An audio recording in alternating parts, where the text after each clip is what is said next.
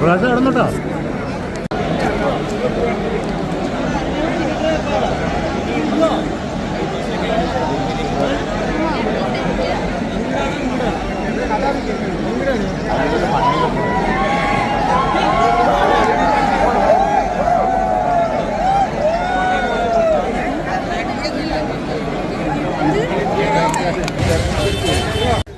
കാവശ്ശേരി പൂരം കണ്ട് തിരിച്ചു വരികയാണ് കേട്ടോ. ജീവൻ തിരിച്ചു കിട്ടി എന്ന് വേണമെങ്കിൽ പറയാം. കാരണം ജനലക്ഷങ്ങൾ എന്ന് പറഞ്ഞാൽ ഇത്രയധികം തിരക്കുള്ളൊരു പൂരം ഞാൻ കണ്ടിട്ടില്ല. നെന്മാറയായിരുന്നു എൻ്റെ മനസ്സിലൊരു പേടിയുണ്ടായിരുന്ന പൂരം. ഇതിനേക്കാൾ ഒരു 3 ഇരട്ടി തിരക്ക് കൂടുതലാണ്, 3-4 ഇരട്ടി തിരക്ക് കൂടുതലാണ്. പിന്നെ വെടിക്കെട്ട് കാണാനുള്ള ആവേശം കൊണ്ട് പൂരം കാണാൻ എല്ലാവരും വരും. തിരിച്ചു പോകുമ്പോൾ ജീവൻ കിട്ടിയാൽ ഭാഗ്യം. അത്ര വലിയ തിരക്കിൽ നിന്നും ആണ് ഞങ്ങൾ രക്ഷപ്പെട്ടു പോകുന്നത്. ഇനി ഈ വഴിക്കില്ല. എന്തായാലും പൂരത്തിൻ്റെ വിശേഷങ്ങൾ ഞാൻ വീഡിയോയിൽ ഇടുന്നുണ്ട്, നിങ്ങൾക്ക് കാണാം.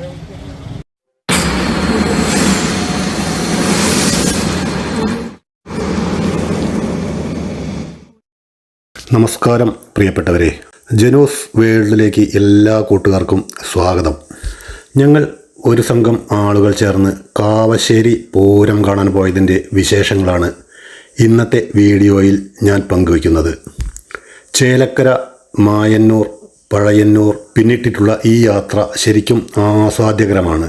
മനോഹരമായ റോഡുകൾക്കും ഗ്രാമീണ ഭംഗിക്കും ഇടയിലൂടെയുള്ള ഈ യാത്രയിൽ കണ്ണിന് കുളിർമയേകുന്ന കാഴ്ചകളാണ് വഴിയിൽ ഉടനീളം കാണാനുള്ളത്. ചുറ്റും മതിലുണ്ട്, ചുറ്റുവിളക്ക് കത്തുന്നുണ്ട്, അന്തിമാളൻ തമ്പുരാനെ കൈവണങ്ങുന്നേ.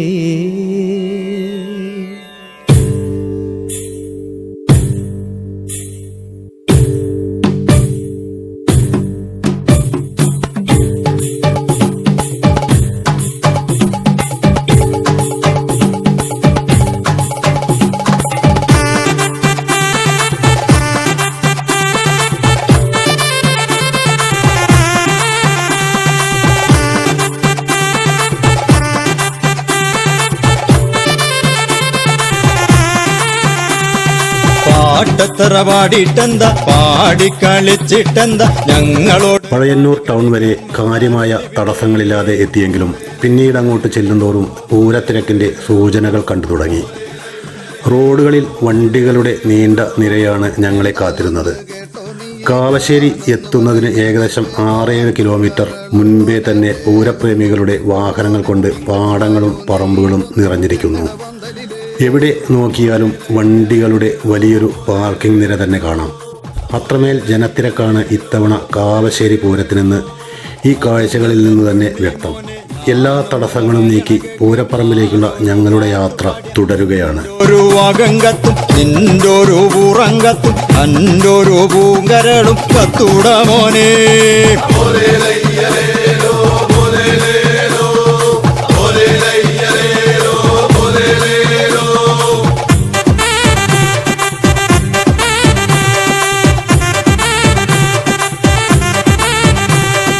പാലക്കാട് പോയി വരട്ടെ, പാണ്ടിക്കിണ്ണം കൊണ്ടുവരട്ടെ, ഇപ്പ പാടിയ പാട്ടാരനെ കഞ്ഞി വിളമ്പാനേ.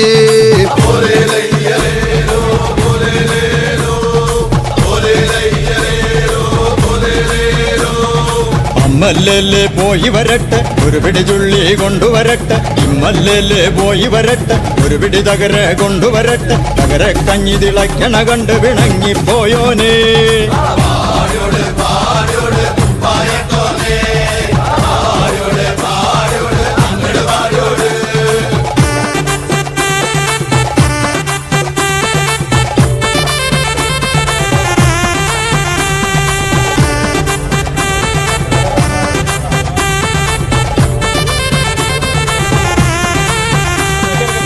പത്തിരിപ്പാല നായക്കുട്ടി, ചിഹ്നം ചിഹ്നം നായക്കുട്ടി, പത്തിരിപ്പാല ചന്തേ ചെന്ന് പാത്തുമ്മാന്റെ പുട്ടും കെട്ട്, ഒരടി കൊണ്ട് ഈരടി കൊണ്ട് നാണം കെട്ടോനേ.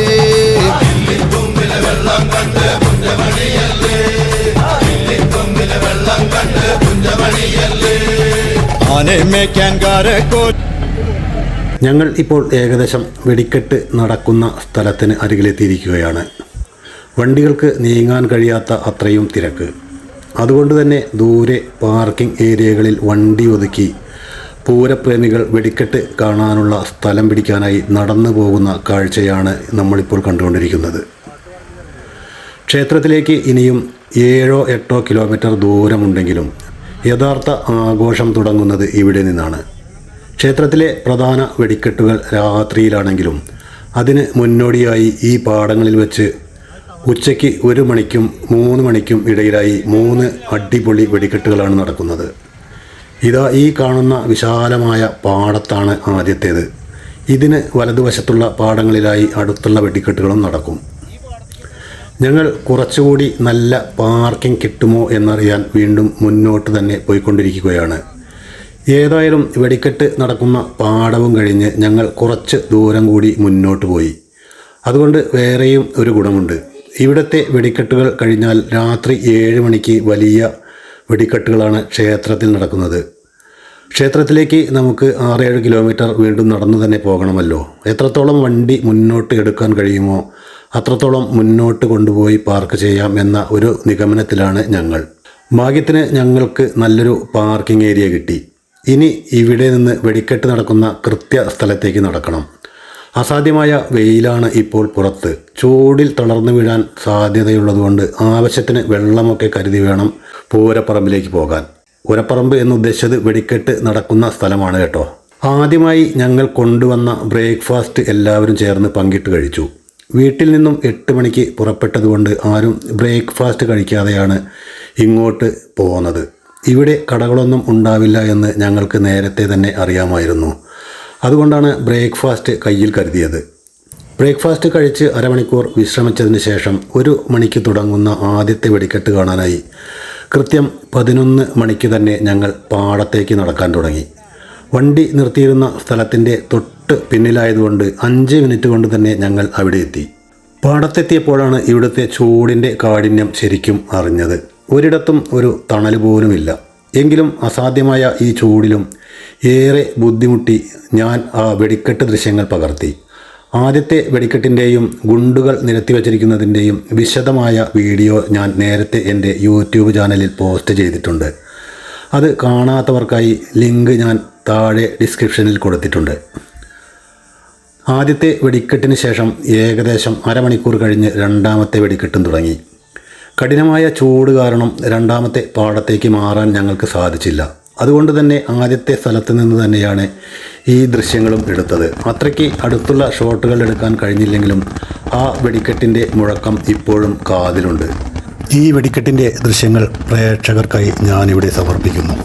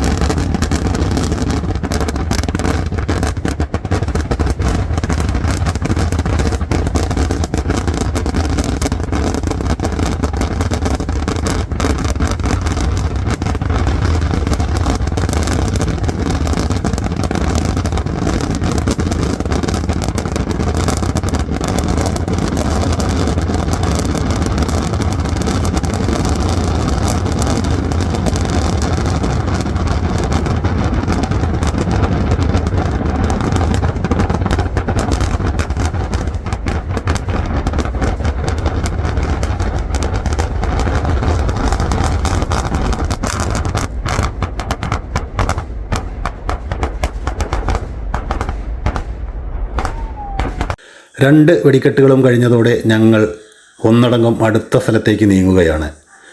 ഉച്ചയ്ക്ക് നടക്കുന്ന മൂന്നാമത്തെ വെടിക്കെട്ട് കാണാനായുള്ള ആൾക്കൂട്ടത്തിൻ്റെ ആ പോക്കാണ് ഈ ദൃശ്യങ്ങളിൽ കാണുന്നത്. പൂരത്തിൻ്റെ ആവേശം ഈ ചൂടിനെ പോലും തോൽപ്പിച്ചു കളയുകയാണ്. അതിഗംഭീരമായ 2 വെടിക്കെട്ടുകൾ കണ്ടതിന് ശേഷം ഞങ്ങൾ വണ്ടി പാർക്ക് ചെയ്ത സ്ഥലത്തേക്ക് തന്നെ തിരിച്ച് നടക്കുകയാണ്. ഇതിന് തൊട്ടടുത്തായിട്ടാണ് മൂന്നാമത്തെ വെടിക്കെട്ട് നടക്കുന്നത്. എങ്കിലും ഞങ്ങൾ വെടിക്കെട്ട് നടക്കുന്ന ഭാഗത്തേക്ക് പോകുന്നില്ല. ഞങ്ങൾ പാർക്ക് ചെയ്ത സ്ഥലത്ത് നിന്ന് തന്നെ കാണാനാണ് ഉദ്ദേശിക്കുന്നത്. അതുകൊണ്ട് അതിൻ്റെ വീഡിയോ ദൃശ്യങ്ങൾ നിങ്ങൾക്ക് ലഭ്യമാകാൻ വഴിയില്ല.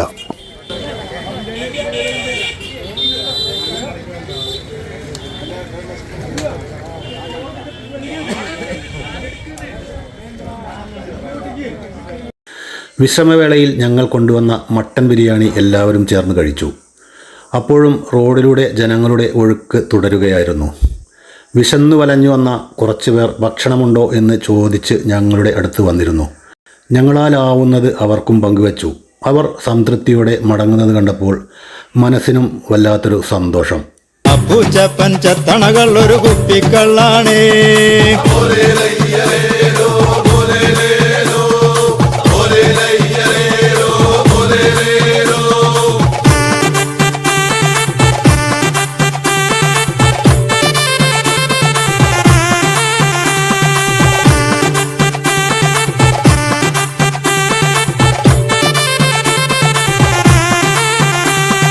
അപ്പൂച്ചേപ്പൻ ചെത്താരാണ്, അമ്മിണി ചെമ്മചരിക്കാനാണ്. അപ്പൂച്ചേപ്പന്റെ കള്ളു കുടിക്കാൻ മുട്ടി ചുണ്ടനും വന്നിട്ടുണ്ട്. മുട്ടി ചുണ്ടൻ കുടിച്ചൊരു കള്ള് ഇത്രത്തോള്.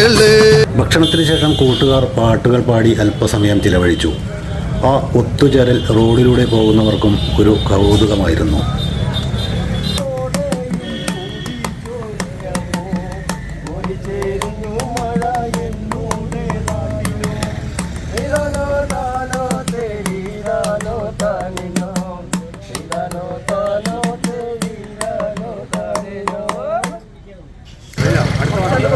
സമയം 5 മണിയായപ്പോൾ ഞങ്ങൾ കാവശ്ശേരി ക്ഷേത്രം ലക്ഷ്യമാക്കി നടക്കാൻ തുടങ്ങി. 7 മണിക്ക് ക്ഷേത്രത്തിൻ്റെ ഗംഭീര വെടിക്കെട്ട് നടക്കാനുണ്ട്. ഏകദേശം 6 കിലോമീറ്റർ നടത്തം. മടുപ്പുണ്ടായിരുന്നെങ്കിലും പൂരത്തിൻ്റെ ആവേശം ഞങ്ങളെ മുന്നോട്ട് നയിച്ചു.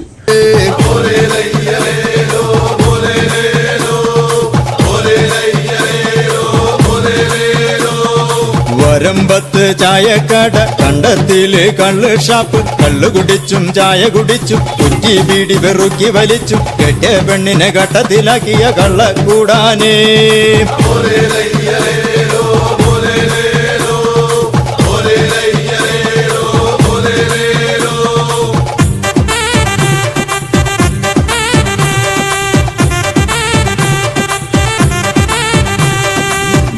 ും ബന്തെറിച്ചോനെ വരമ്പത്ത് മുളച്ചോനെ. ആളോളമില്ല നീ, തോളോളമില്ല നീ. നിന്നെ പെറ്റ നാളെ താടാ കരിമ്പൂയാണോ.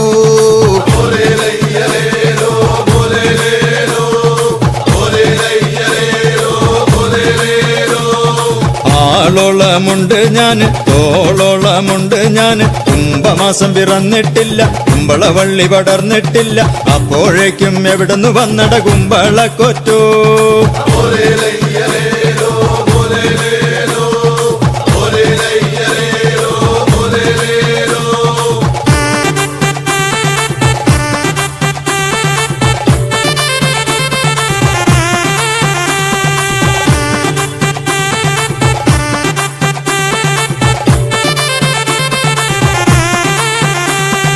നടുമുറ്റത്തിടി വെട്ടി വരമ്പത്ത് മുളച്ചോനെ. നിലവരും മുമ്പേ നിന്റെ തല നുള്ളി കളഞ്ഞിട്ട്. കൂട്ടാടം പാടത്ത് കട്ടപണി കഴിഞ്ഞിട്ട്. നിന്റെ ഒരു തല ഞങ്ങൾ നട്ടോളമാനേ. എന്നാൽ ക്ഷേത്രത്തിന് ഏകദേശം അടുത്തെത്തിയപ്പോൾ കണ്ട കാഴ്ച ഞെട്ടിക്കുന്നതായിരുന്നു. റോഡിലൂടെ ജനങ്ങൾ ഒഴുകുകയാണ്. ജനലക്ഷങ്ങൾ കൊണ്ട് ക്ഷേത്ര കോമ്പൗണ്ടും റോഡുകളും വീർപ്പുമുട്ടുന്നു. ഈ തിരക്കിൽ എങ്ങനെ വെടിക്കെട്ട് കാണും എന്നൊരു ആശങ്കയായിരുന്നു ഞങ്ങൾക്കുണ്ടായിരുന്നത്. ഒടുവിൽ 7:30 കാത്തിരുന്ന ആ നിമിഷമെത്തി. ആകാശത്ത് വർണ്ണവിസ്മയങ്ങൾ തീർത്ത് അമ്പല കമ്മിറ്റിയുടെ ഗംഭീര വെടിക്കെട്ട്. ഈ വെടിക്കെട്ട് കണ്ടു കഴിഞ്ഞാലുടൻ തിരക്ക് കൂടുന്നതിന് മുൻപേ മടങ്ങാനാണ് ഞങ്ങളുടെ തീരുമാനം. ഇനിയും 3 വെടിക്കെട്ടുകൾ കൂടി നടക്കാനുണ്ടെങ്കിലും ഈ ജനത്തിരക്കിൽ അത്രയും നേരം കാത്തു നിൽക്കുക പ്രായോഗികമല്ലായിരുന്നു.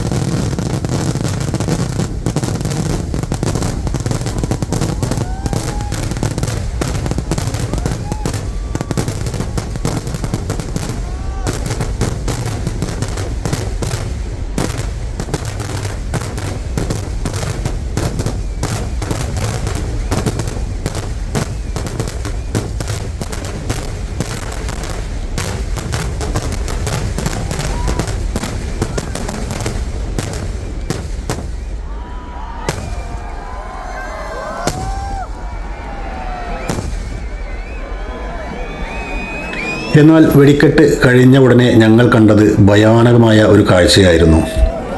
കൈകൾ കോർത്ത് പിടിച്ച് ഞങ്ങൾ തിരിച്ചു നടക്കാൻ തുടങ്ങിയപ്പോഴാണ് വലിയൊരു അപകടത്തിലേക്കാണ് നീങ്ങുന്നതെന്ന് മനസ്സിലായത്.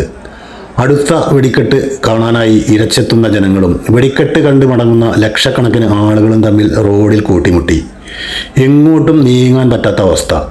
ശ്വാസം മുട്ടിക്കുന്ന ആ തിരക്കിനിടയിൽ നിന്ന് എങ്ങനെയൊക്കെയോ കഷ്ടപ്പെട്ട് നിരങ്ങി നീങ്ങി ഒരു ഇലക്ട്രിക് പോസ്റ്റിൽ പിടിവിടാതെ അരമണിക്കൂറോളം ഞങ്ങൾക്ക് നിൽക്കേണ്ടി വന്നു. ജീവിതത്തിൽ ഇത്രയും വലിയൊരു തിരക്ക് ഞാൻ ഇതുവരെ കണ്ടിട്ടില്ല. ആ 3 കിലോമീറ്റർ ദൂരം എങ്ങനെ പിന്നിട്ടു എന്ന് ഇപ്പോഴും ഞങ്ങൾക്കറിയില്ല. എങ്ങനെയൊക്കെയോ രക്ഷപ്പെട്ടു എന്ന് പറഞ്ഞാൽ മതിയല്ലോ. ആ തിരക്കിലൂടെ ഇഴഞ്ഞു നീങ്ങി 3 കിലോമീറ്ററോളം സഞ്ചരിച്ച ഞങ്ങൾക്ക് ഇനിയും 3 കിലോമീറ്റർ സഞ്ചരിച്ചു വേണം ഞങ്ങളുടെ വണ്ടിക്കരികിലെത്താൻ. പിന്നീട് ചെറിയ തിരക്കിലൂടെയുള്ള നടത്തമായിരുന്നു. ഒടുവിൽ വണ്ടിക്ക് അടുത്തെത്തിയപ്പോഴാണ് ഞങ്ങൾക്ക് ശരിക്കൊന്ന് ശ്വാസം നേരെ വീണത്. പൂരങ്ങളിൽ തിരക്ക് പതിവാണെങ്കിലും കാവശ്ശേരിയിലെ ഈ അനുഭവം ഒരിക്കലും മറക്കാനാവാത്ത ഒരു സംഭവം തന്നെയാണ്.